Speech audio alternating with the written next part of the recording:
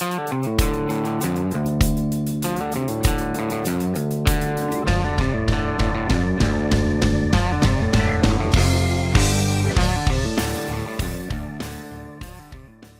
you for joining us at ESG PRO for another discussion on ESG, carbon, and all things sustainability. Today, I'm joined by a representative of the business community, David Ayeni, to go through a Q&A of basic questions that many of our guests are probably having as well. Good morning, David. How are you? I'm very good, Natasha. Good morning to you too. It's good to be here. Wonderful. So let's start by looking at what made you start looking at ESG and carbon. How did it come onto your radar? It's a good question, actually. So let me start by way of introduction. David Ayeni. I run the business globally for a construction technology integrator. And as I've seen in the line of business that we work in time and time again, over and over again, our customers are not just looking for ways to automate their systems, integrate those systems and orchestrate different outcomes. They're also looking at how the impact of automation can reduce things like transportation on job sites, reduce the emissions used by equipment, and so on and so forth. So for me, it's a natural transition to get into an autonomous job site, the whole carbon emissions, the whole environmental sustainability and governance piece. And we're working with some of the largest asset owners in the energy space. So naturally, the discussion is just proliferating all channels. So for me, it's not only a business interest, but also we want to leave a better planet for our kids, right? So it's a dual purpose subject for me, and it's one that I think the listeners and everyone in our industry is very, very interested in right now.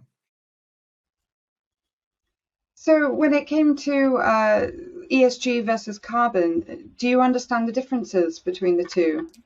I do in broad strokes in terms of, carbon reporting, looking at carbon emissions, looking at embodied carbon, but then, the ESG part of it, reporting on that, trying to demonstrate how companies are being responsible and, going after the Paris Agreement type goals.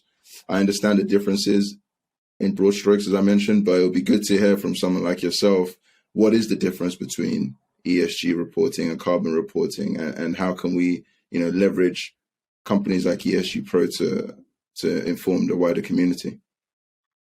Sure. So one of the interesting things between ESG and carbon is that there is an overlap. A third of your ESG report is on E, environment. And when you're looking at the environment, of course, you have to look at your emissions. You need to look at your electricity, your waste, what impacts the company has on the environment. And one of those, obviously, is going to be your carbon. So when we talk to clients, a lot of the times they'll say, we're looking at the net zero, we've got the 2050 goals. But they don't understand necessarily why it would be good to have both ESG and carbon reports done. And one of the things that we like to explain is that if you've already done the carbon journey, first of all, that's a year-long process. You can't get a carbon report in less than a year. It's almost impossible because you need the data. Mm-hmm. Whereas you can get an ESG report within 3 months. So if you're tendering for bids or seeking investment, you want to have the report sooner rather than later.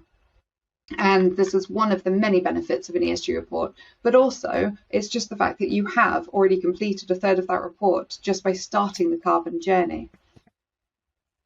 I think that's interesting for people to hear that, because when we talk about, assessments like past 2060, for example, with carbon, and then you look at ESG reporting, I think most people think, when you get carbon reporting, you're pretty much there. But as you just mentioned, that's a subset of a third of what ESG is all about. But from what I sense, ESG isn't just a one and done thing, right?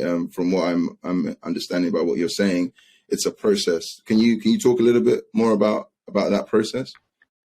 Sure. So it is a process for both carbon and ESG, actually. When you start the journey, you don't stop, because what would that say to the rest of the world if you took an interest in showing your emissions output and then said, oh, we're going to become net zero, and then just stopped? It wouldn't work. So it is a process that once you start, you really need to continue with. But the ESG side is more than, you can't, there is no final. With carbon, your final point would be, as you said, the past 2060 to say, I'm carbon neutral, we have no more carbon emissions. Brilliant. Although you need to obviously keep checking on your operations and making sure that's still applicable year on year. But the ESG process, there is no done and dusted, I'm complete with this, because it's all about improvement.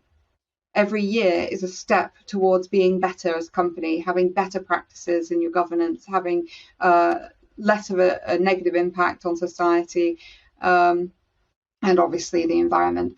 So when we talk about ESG, we talk about the fact that it's all about people. People are always changing, and therefore your ESG report is always changing. I think that's a very good clarification. And obviously, we're here in the UK. I run a global business. So I also see differences in understanding across the pond with our American cousins. So, you know, I think of ESG over there as one of the main things investors look for when approaching companies or when companies are trying to get acquired. Whereas in the EU, there's a slightly different approach. Can we touch on that a little bit without getting too controversial? Oh, certainly. So is that the question really, the difference between the EU, the US, the UK's reporting standards? For ESG, exactly. Right. So the first thing to start with is there are over 600 ESG frameworks. It's very difficult to weed through all of them. And so the Global Reporting Institute, the GRI, came up with a universally approved and accepted framework that's very broad in nature, but does go quite in depth as well. And this pairs very nicely with the ESG ratings out there. There aren't many ESG rating programs, but the ones that do exist certainly are designed for the GRI. So the GRI is the first framework that we recommend. If you want to go industry specific in the third year, we would recommend looking at the SASB, the Sustainability Accounting Standards Board. They're very in-depth, less broad, but allow you to look at very industry specific topics that maybe would focus more on your supply chains. You know, your GRI would ask you, for instance, how much of your products do you purchase from a local supplier? Whereas the SASB would go into the specifics of what do you purchase from which suppliers, and to what extent does that then impact on the production or manufacturing that your company is doing. That's the difference in the levels. Okay. Now, when you're looking at crossing into the US or the EU, we do have other regulatory requirements. So, for instance, the EU, we now have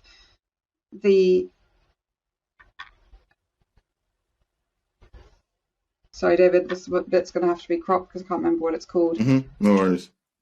EU CSRD. Right. In the EU, we have the EU CSRD, but in the UK, we're creating our own regulatory framework to go alongside that.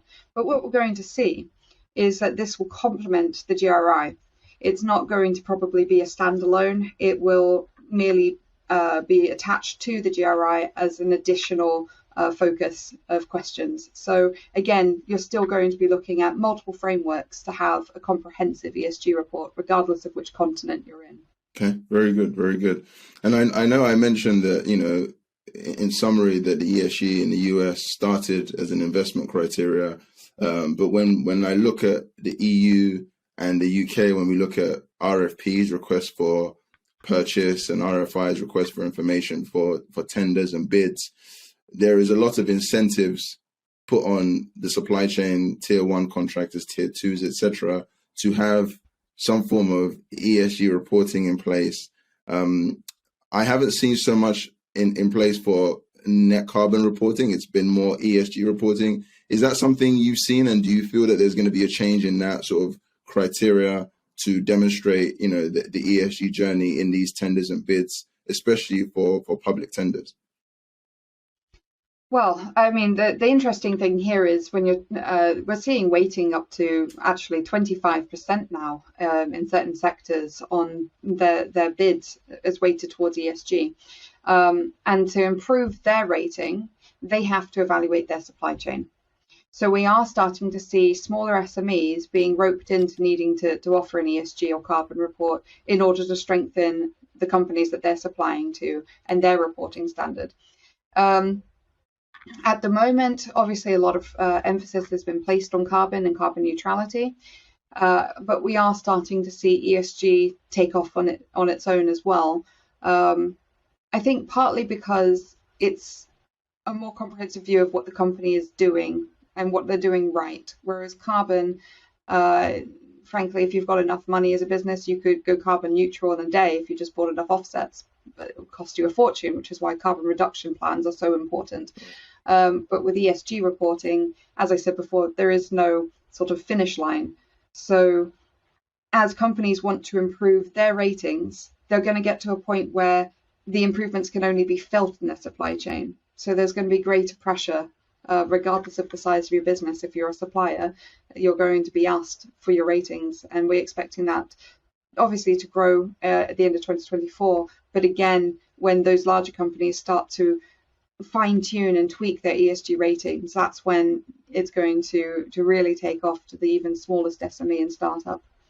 Now, you mentioned ESG investing, and obviously from the business community's perspective, are you seeing much interest still from seeking investment with an ESG versus just trying to have an ESG report as a business practice? That's a good one, and I don't want to get controversial here. I think the more forward-looking companies are seeing it as as an existential problem for all of us. So as part of the right thing to do, they're going through the process of understanding, the ESG, the processes, what they have to change internally so that they can actually, eat their own dog food, if you like. At the same time, we live in a capitalist society in construction. We see that lots of companies are doing it to either bolster their bid for getting, as I mentioned earlier, acquired, or to be more favorable in terms of when they go for an IPO, etc. So I think it depends on the company, but most companies that I'm working with and I'm seeing are doing it because it is the right thing to do, supporting the 2050 goals. And I think it's a good thing, both sides of the pond, actually. The companies in the UK, as you mentioned, that I'm working with, it's all about trying to get carbon neutral to start with. A lot of people see that as the start point right now. But I think as we go into more carbon credits and pressure from the EU itself, that will continue to go on. But I think ESG itself is something that we should promote alongside carbon, to your point, because just by offsetting or even reducing carbon, the other factors in terms of governance, making sure that practices around carbon neutrality are sustainable, and then focusing on environment, I think are very important. So this discussion, as you can tell, is really near and dear to me. But I really want to double click on where you see the sweet spot between companies starting the journey with carbon reporting and ESG reporting. What sort of advice can you give them to nail it on its head? Well, I think the first thing to bear in mind is when you start the carbon journey, everything that you're then doing to improve to reduce your carbon usage, to improve your emission output, all of that can then be written into an ESG report. The carbon report tends to be very numerical. It tends to be quite a short document that just lists what practices you're currently undergoing. There's not much marketing around what your company is achieving with the carbon report. Whereas with the ESG report, a lot of it is the opportunity to really shout about what you're doing right, and that includes your carbon reduction plans. There's also something to be said for the timeframes. If you're looking for an investor or trying to put in a bid, we had a client this past week actually come to us in quite a frantic hurry because they were told that they needed to submit the PPN 0621 for the carbon reduction plan. They're a very small SME, punching above their weight a bit on this particular government bid. And they said, well, we don't have an ESG report, we don't have a carbon report, and we need it in 3 days.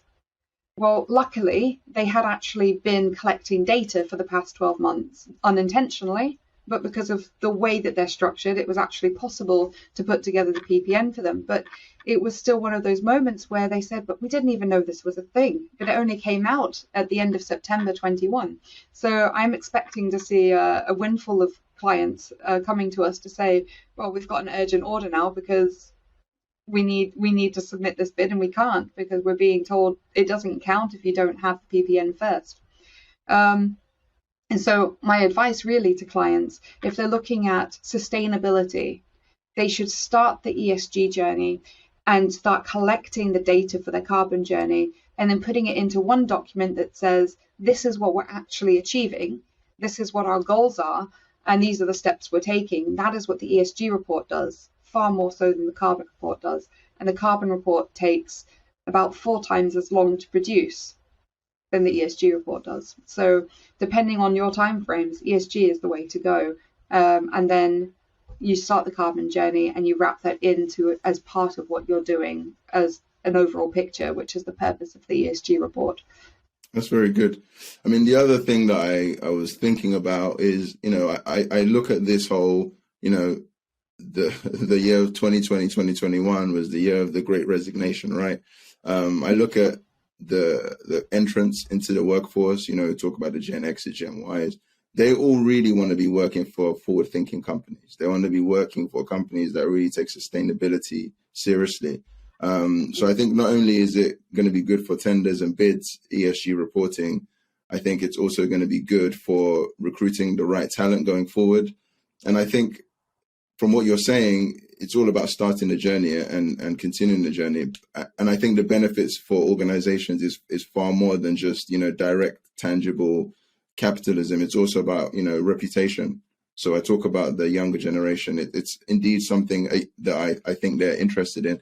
Are you seeing the same trends from your standpoint? Oh, definitely. If a company has started the ESG process, they're able to tell prospective employees that this is what they're doing. And we are starting to see prospective employees interviewing the company. Wow. So they're going in wanting the job, but only if they feel that the company is a good fit for them. It's no longer about, do you fit in with the company? They expect companies to be sustainable. They expect good corporate practice. They expect to be treated right and to have fair wages. And all of this is part of what ESG is about. It's looking at, how do you treat the people? How do you treat your local community? Are you diverse and inclusive? Do you have decent overtime salaries? Do you pay more than the minimum wage? Is it actually a livable wage? Companies that are taking into account the current cost of living crisis and are saying, well, our employees need to earn more. I don't care what the national minimum wage is. It's not cutting it. We're going to increase the wages. They're the ones that the people are going to be flocking to work for. So when it comes to sort of getting ahead of your competition, you want the best talent, and the best way to get that talent is to prove that you will treat people right. And this is a message long overdue, frankly. I think it's gone for too long that we've looked at, for instance, women in the workforce and said, that they should be expected to do basically 40 hours a week of free childcare.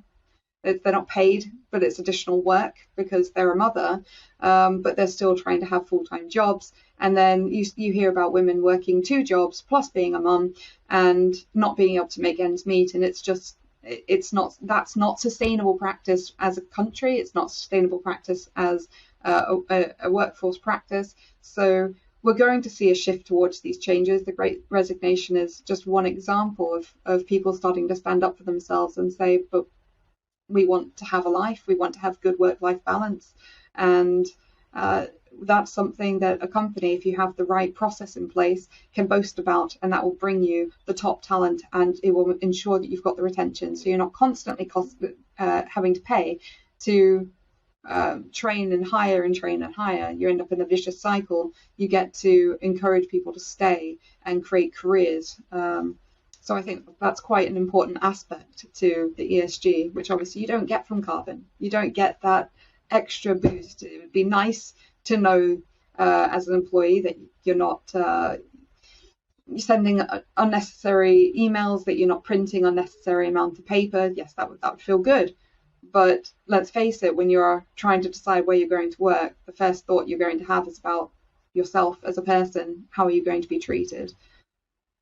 I like that. I like that a lot. And I like the fact that we're not saying one is better than the other. We're just saying, the differences are one is more comprehensive, looking at a wider spectrum, and the other is a subset of, and I think that's good education for all of us in the construction tech and business, specifically trying to hone in on what is, carbon reporting versus ESG reporting.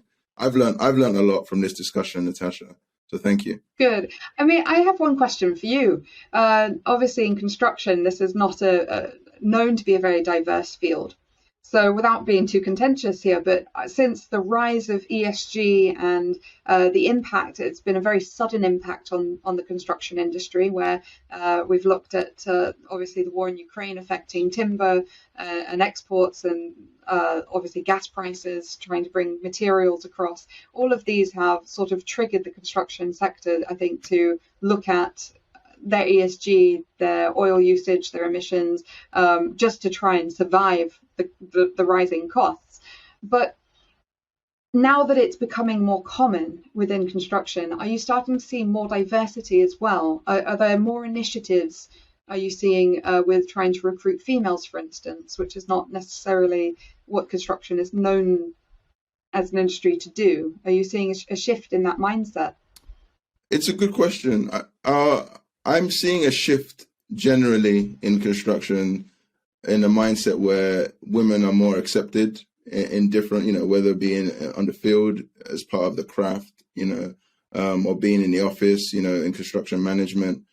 I wouldn't say I'm seeing it because of ESG. Certainly, ESG might be a driver that's forcing a lot of companies, but I'm seeing that, again, this generation of women coming into the workforce, they really just want to work in safe environments. Okay. So I think as a byproduct of just the times that we're in, there's been more acceptance of women in the workforce. I know a number of women throughout the age spectrum in construction. And I think there's more acceptance than certainly when I started in the industry over 20 years ago. So, with or without ESG, I'm seeing a bigger turnout of numbers of women in construction. Now, my hope is that with ESG driving more fairness, more transparency into these issues, we're going to see more and more, because I'm not trying to say in any way, shape or form there's enough women in the workforce. What I'm trying to say is I'm seeing, compared to when I started in the industry, more women, and I hope to see even more still, not just in leadership roles, but across the spectrum, because as many people have said before me, when you want to start your career, you look around and see who's in industry. The more women we see in construction, for the youngers to emulate and to have as role models, the better I think it will be for the industry. So that's my answer, and I'm sticking to it, Natasha. No, it's brilliant.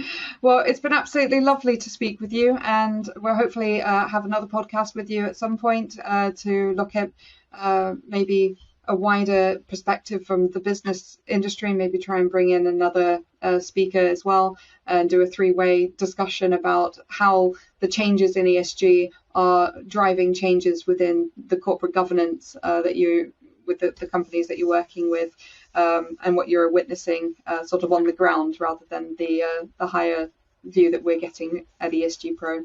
Thank you so much for tuning in, everybody, and we'll be back again next week with another podcast talking about ESG, carbon, sustainability, and all things of interest to the planet and the people. Thank you so much. Thanks for having me. Bye.